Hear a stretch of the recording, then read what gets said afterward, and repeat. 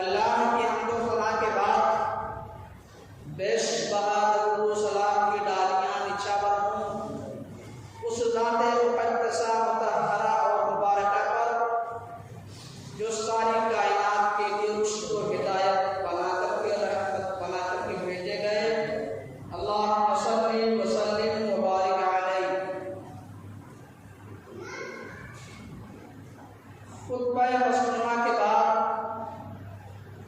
میں نے سورہ حدید سورہ نمبر 57 کی 2 آیات 22 اور 23 تلاوت کی ہے۔ اس مناسبت سے آج کے خطبہ جمعہ میں میرا عنوان وہی ہے جو پچھلے خطبہ میں تھا، یعنی اپنا عقیدہ درست کیجیے۔ اللہ سے دعا ہے وہ ہم سب کو حق بولنے، خود اس پر عمل کرنے اور حق کا پیغام دوسروں تک پہنچانے کی توفیق دے، آمین۔ برادران اسلام، پچھلے خطبہ میں نے کہا تھا کہ اللہ اپنے بندوں کو مختلف طریقے سے آزماتا ہے، خاص طور پر اپنے نیک بندوں کو، اور اس سلسلے میں نے 2 نبیوں کے واقعات آپ کے سامنے قرآن آیات کی روشنی میں بیان کیا تھا۔ حضرت ایوب علیہ السلام اور حضرت یونس علیہ السلام کی۔ لیکن کچھ جاہل قسم کے لوگ تانا دیتے ہیں، جب اچھے لوگوں پر آزمائش آتی ہے تو وہ یہ کہہ کر کے تانا دیتے ہیں، دیکھو بھائی بڑے اللہ والے ہیں، بڑے متقی ہیں، بڑے پرہیزگار ہیں، بڑے نمازی ہیں، بڑے زکاتی ہیں، بڑے قرآنی ہیں، پھر اتنے پریشان کیوں ہیں؟ تو میں نے یہ کہا تھا کہ اللہ اپنے بندوں کو اس لیے آزماتا ہے تاکہ دودھ کا دودھ اور پانی کا پانی الگ ہو جائے۔ کون اللہ کا بندہ ہے، کون شیطان کا بندہ ہے، کون اللہ کو مانتا ہے، کون شیطان کا پیروکار ہے، یہ کلیئر ہو جائے۔ آئیے آج کے خطبہ جمعہ میں بھی ایک جلیل القدر پیغمبر کے واقعات سے شروع کرتے ہیں، اور یہ وہ پیغمبر ہیں جنہیں اللہ نے سب سے زیادہ آزمایا، جن سے اللہ نے سب سے زیادہ امتحان لیا۔ جتنا اللہ نے ان کو آزمایا اتنا کسی اور نبی کو، کسی اور انسان کو نہیں آزمایا۔ اور تعجب کی بات تو یہ ہے کہ وہ ساری آزمائشوں سے کھڑے اترے، تمام امتحانوں میں وہ اعلیٰ نمبرات سے کامیاب رہے۔ آپ سمجھ گئے ہوں گے وہ جلیل القدر پیغمبر کون ہے؟ حضرت ابراہیم علیہ السلام۔ اللہ نے ان کو جس قدر آزمایا اس قدر کسی اور نبی کو، کسی اور انسان کو نہیں آزمایا۔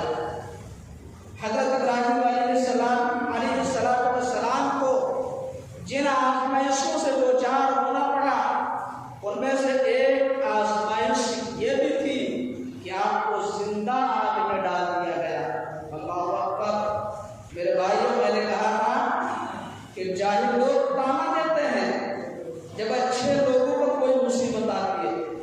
آپ غور کیجئے، حضرت ابراہیم علیہ السلام اللہ کے نبی ہیں، نیک بندے ہیں، پرہیزگار ہیں، پھر اتنی بڑی مصیبت کہ زندہ آگ میں ڈال دیے گئے۔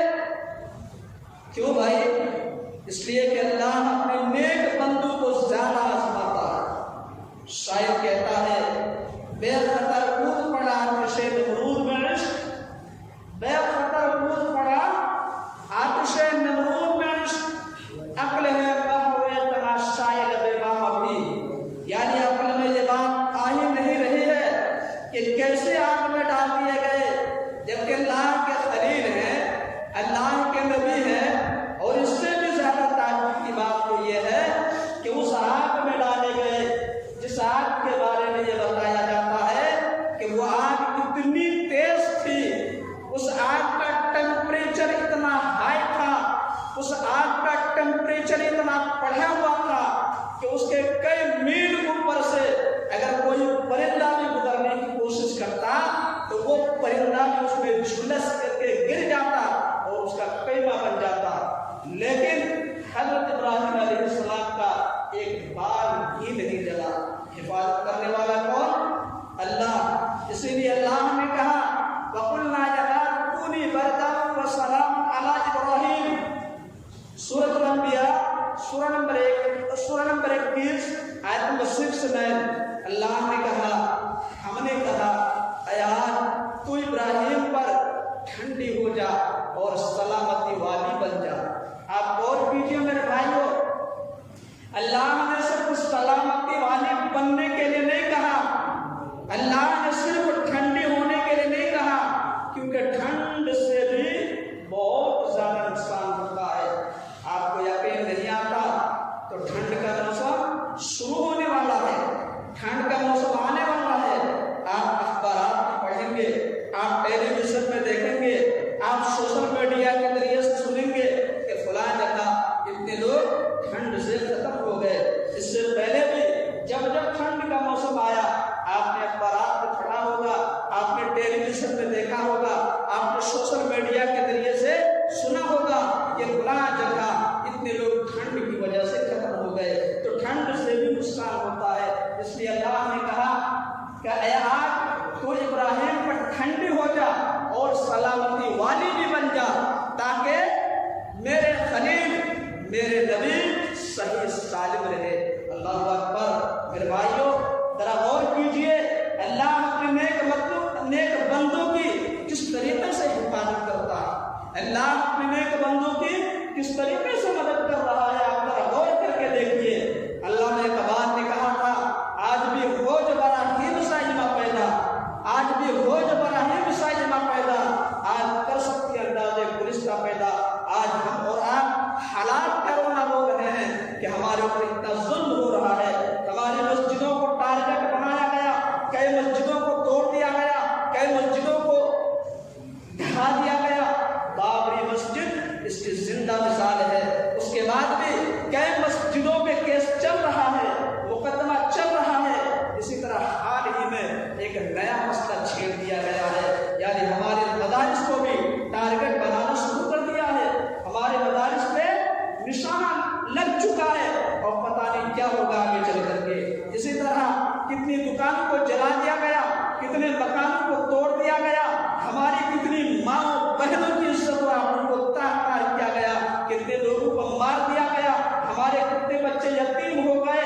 اسی طرح ہندوستان کے اندر موب لنچنگ کا ایک سلسلہ چل پڑا جو ابھی تک رکا نہیں ہے۔ آئے دن خبر سننے میں ملتی ہے کہ فلاں جگہ فلاں آدمی کی موب لنچنگ ہو گئی، فلاں جگہ فلاں آدمی کی موب لنچنگ ہو گئی۔ اتنا سب کچھ ہونے کے باوجود اللہ کی مدد ہم پر کیوں نہیں نازل ہو رہی ہے؟ اللہ کی مدد ہمارے لیے کیوں نہیں نازل ہو رہی ہے؟ اللہ ہماری مدد کیوں نہیں کر رہا ہے؟ آج ہر کسی کی زبان میں یہ شکوہ ہے، لیکن میرے بھائیوں کیا ہم نے کبھی اپنے گریبان میں جھانک کے دیکھا کیا ہمارا ایمان اتنا صحیح ہے کہ اللہ کی مدد ہمارے لیے نازل ہو، کہ اللہ ہماری حفاظت کرے؟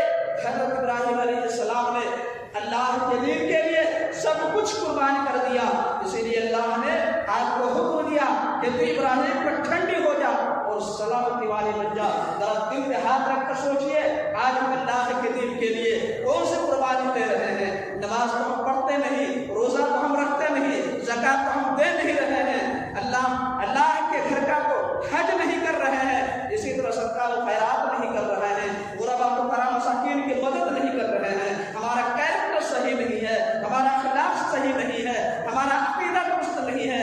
آج اللہ کے گھروں کو ویران کر کے شیاطین کے اڈوں کو آباد کر رہے ہیں۔ کہاں سے اللہ کی مدد نازل ہوگی؟ کہاں سے اللہ ہماری حفاظت کرے گا؟ اللہ نے اقبال نے کیا کہا؟ آج بھی ہو جو براہیم سائمہ پیدا، آج بھی ہو جو براہیم سائمہ پیدا، آج کر سکتی ہے انداز گزشتہ پیدا۔ آپ اپنا ایمان کو درست کر کے تو دیکھیے، اپنا عقیدہ صحیح کر کے تو دیکھیے، اپنا کیریکٹر تو درست کر لیجئے، اپنی اعمال تو صحیح کر لیجئے، پھر دیکھیے اللہ کی مدد آپ کے لیے کیسے نازل ہو رہی ہے۔ بہرحال پچھلے خطبہ میں دو نبیوں کے واقعات بیان کیا اور آج کے خطبہ جمعہ میں بھی ایک جلیل القدر پیغمبر کا واقعہ میں نے آپ کو سنایا۔ میرے بھائیوں یہ واقعات بیان کرنے کا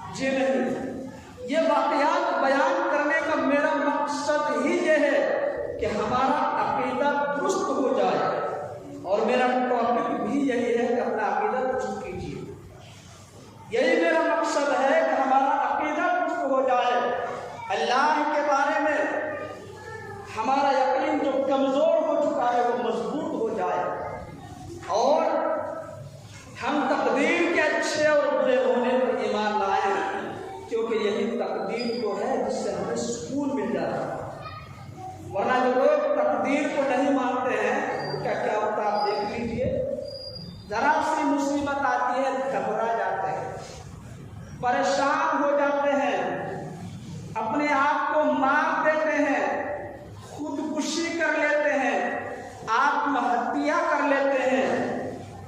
जरा सा टेंशन हुआ, पंखे से लटक गए, जरा सी बात हुई, बिल्डिंग के ऊपर से कूद गए, अपने आप को बस के आगे, ट्रेन के आगे, ट्रक के आगे डाल दिया। मियाँ बीवी में कोई बात हुई, जहर पी लिया। एग्जाम में रिजल्ट निकलने का, खराब रिजल्ट निकलने का डर पैदा हुआ, अपने आप को सूली पे लटका लिए। हर साल एग्जाम होता है स्कूलों में, कॉलेजों में, जब रिजल्ट निकलने का वक्त आता है, आप अखबार में पढ़ते होंगे, डेली अखबार में यह खबर पढ़ने को मिलती होगी कि फला जगह फला लड़के ने इम्तिहान में रिजल्ट खराब होने के डर से अपने आप को सूली पे लटका दिया, फला लड़की ने अपने आप को मार दिया। क्यों? इम्तिहान में पेपर अच्छा नहीं गया। लोगों को क्या जवाब देंगे? माँ बाप को क्या जवाब देंगे कि दो ट्यूशन, तीन ट्यूशन लगवाया गया, फिर तुम्हारा रिजल्ट इतना खराब है, क्यों आया? इसलिए अपने आप को मार देते हैं। मेरे भाइयों, क्यों ऐसा होता है? इसलिए ऐसा होता है चूंकि उनका अल्लाह पर यकीन नहीं होता, तकदीर पर उनका ईमान नहीं होता, इसीलिए वो ऐसा कर लेते हैं। लेकिन अल्हम्दुलिल्लाह, तुम अल्हम्दुलिल्लाह, हम मुसलमान हैं। हमारा अकीदा ये है कि इस दुनिया में अगर हमारे साथ नाइंसाफी हो रही है तो कोई बात नहीं, हम पे जुल्म हो रहा है तो कोई बात नहीं, आखिरत में तो हमें इसका बदला मिल ही जाएगा, हमें सुकून मिल जाएगा। आइए एक हदीस सुन लेते हैं, बड़ी प्यारी हदीस है और अकीदे तौहीद से मुताल्लिक सबसे बेहतरीन हदीस मुझे यही लगी। आप भी सुन लीजिए, बहुत अच्छा लगेगा आपको।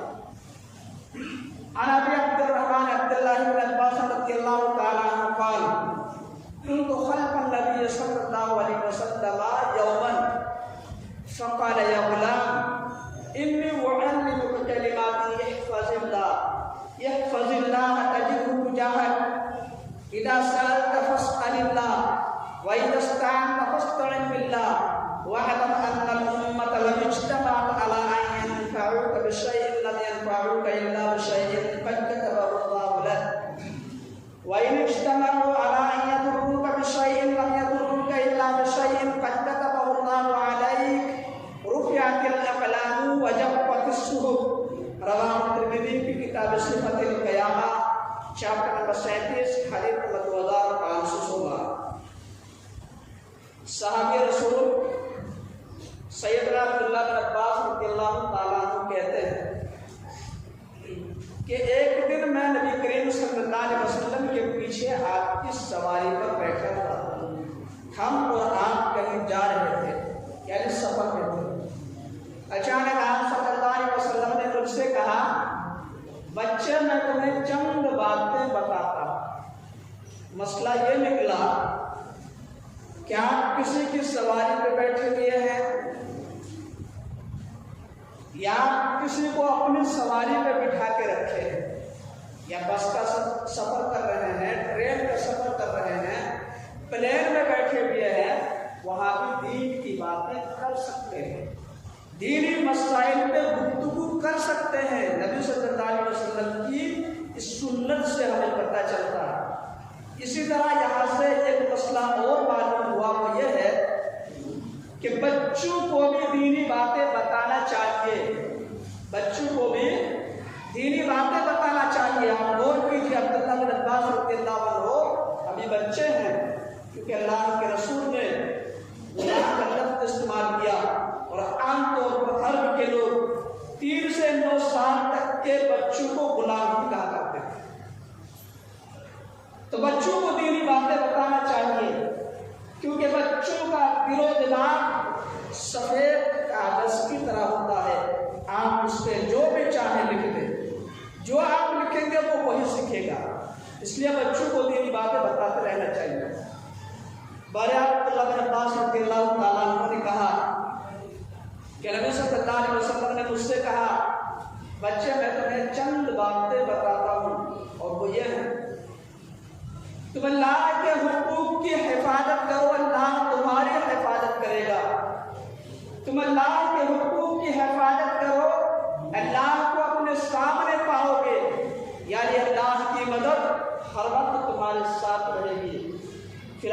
ارشاد فرمایا جب بھی مانگو اللہ سے مانگو، جب بھی مدد طلب کرو اللہ سے مدد طلب کرو، اور یہ بات یاد رکھو، ذہن نشین کر لو کہ پوری دنیا کے لوگ مل کر اگر تمہیں نفع پہنچانا چاہیں، فائدہ پہنچانا چاہیں، نہیں پہنچا سکتے مگر اتنا ہی جتنا اللہ نے تمہاری قسمت میں لکھ رکھا۔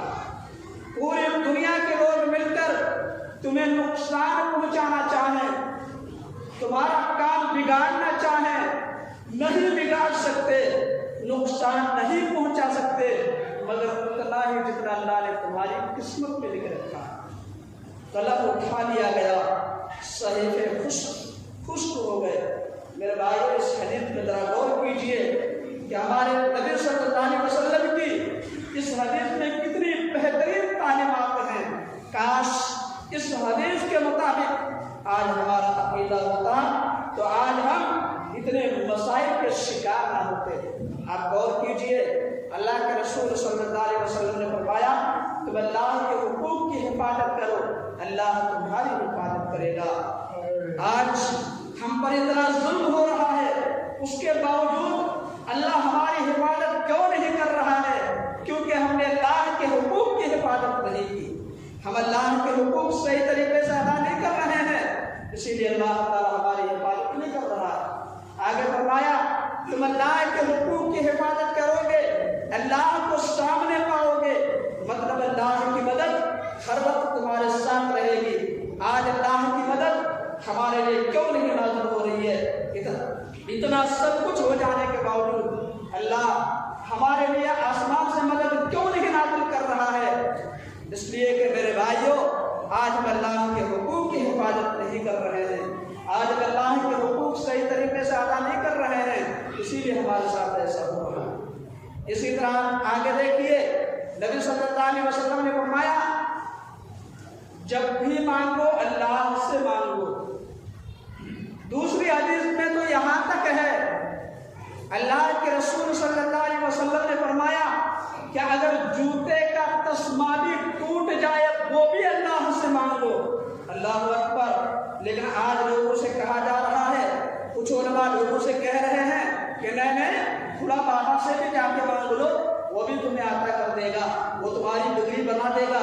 اسی طرح اللہ کے رسول صلی اللہ علیہ وسلم نے کہا کہ جب بھی مدد طلب کرو اللہ سے مدد طلب کرو، یعنی جب تم مصیبت میں ہو، تکلیف میں ہو، پریشانی میں ہو، مشکلات میں گھرے ہوئے ہو، نکلنے کا کوئی راستہ نظر نہیں آ رہا ہے، ایسے وقت میں اللہ کو مدد کے لیے پکارو، اللہ تمہارے لیے نکلنے کا راستہ بنا دے گا، تمہاری مصیبتوں کو دور کر دے گا، تمہاری پریشانی کو دور کر دے گا، تمہاری تکلیفوں کو ختم کر دے گا۔ لیکن آج کچھ لوگ لوگوں سے کہتے پھر رہے ہیں، آج کچھ علماء لوگوں سے کہہ رہے ہیں نہیں خدا بابا کو بھی مصیبت کے وقت پکار لو، مصیبت میں ہو، تکلیف میں ہو، مشکلات میں پھنسے ہوئے ہو، خدا بابا کا نام لے لو گے تم مصیبت سے نکل جاؤ گے، تمہاری تکلیف دور ہو جائے گی، تمہاری پریشانی دور ہو جائے گی۔ اسی طرح آپ غور کیجئے، اللہ کے رسول صلی اللہ علیہ وسلم نے فرمایا کہ پوری دنیا کے لوگ مل کر اگر تمہیں نقصان، اگر تمہیں نفع پہنچانا چاہیں، فائدہ پہنچانا چاہیں، نہیں پہنچا سکتے مگر اتنا ہی جتنا اللہ نے تمہاری قسمت میں لکھ رکھا ہے۔ لیکن کچھ علماء کیا کہتے ہیں، نہیں تم فلاں بابا کے مزار پہ جا کے چادر چڑھاؤ گے، موم بتی جلاؤ گے، اگربتی جلاؤ گے تو بابا تمہارا بیڑا پار کر دے گا، تمہارا یہ کر دے گا، تمہارا وہ کر دے گا۔